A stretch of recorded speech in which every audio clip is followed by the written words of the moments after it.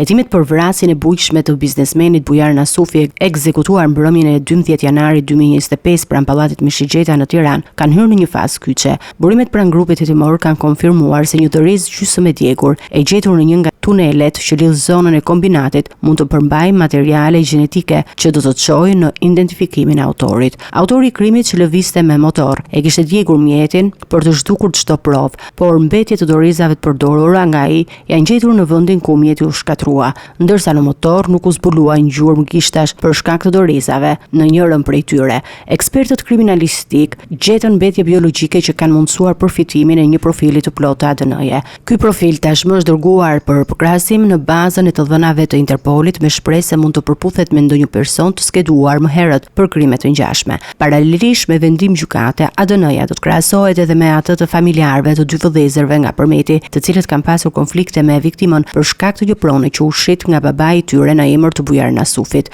Të dy vëllezërit janë figura të njohura për autoritetet ligjzbatuese europiane dhe të skeduar për trafik ndërkombëtar droge në Spanjë. Prokuroria shqiptare është duke hetuar për një lidhje të mundshme mes tyre dhe atentatit.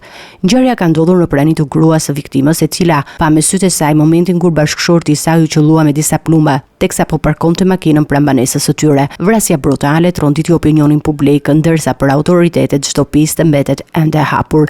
Në këtë fazë, shpresa kryesore e hetuesve që të afrohej drejt identifikimit të vrasësve mbetet analiza e ADN-s e përfituar nga doreza. Çdo zhvillim i ri në këtë drejtim mund të jetë vendimtar për zbardhjen e ngjarjes.